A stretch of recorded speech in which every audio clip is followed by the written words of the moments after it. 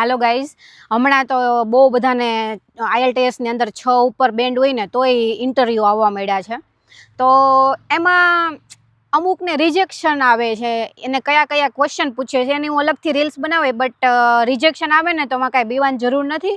3 થી 4 છોકરાઓને એમાં રિજેક્શન આવેલું છે. તે લોકોએ મને મેસેજ કર્યા હતા.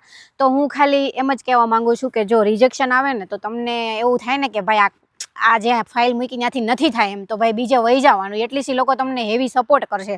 અને ઘણા એવા છે કે તમને ઇન્ટરવ્યૂ રિલેટેડ પણ સપોર્ટ નથી કરતા. અને ઇન્ટરવ્યૂ ક્યારે આવે કે એને તમારામાં ડાઉટ જાય, એને તમારા SOPમાં ડાઉટ જાય, એને તમારા CVમાં ડાઉટ જાય, એને તમારી જે એક્સપિરિયન્સ મૂક્યો છે, લેટર મૂકેલો છે એની અંદર જાય ને તો જ ઇન્ટરવ્યૂ આવે, બાકી ઇન્ટરવ્યૂ નથી આવતા. અને એટલીસ્ટ 6 ને 6.5 બેન્ડ હોય ને એને ઇન્ટરવ્યૂ આવવા જ ન જોઈએ, પણ ખબર નહીં આવવા માંડ્યા છે.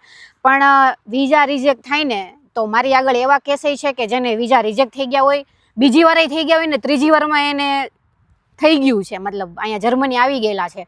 પણ એમ એ બાબતે તમારે કન્સલ્ટન્સી કઈ રીતે સિલેક્ટ કરવી ને એના માટે તમે મને મેસેજ કરી શકો છો. અને આ પોસિબલ છે, રિજેક્ટ થાય તો તમારે પાછા વિઝા આવે છે.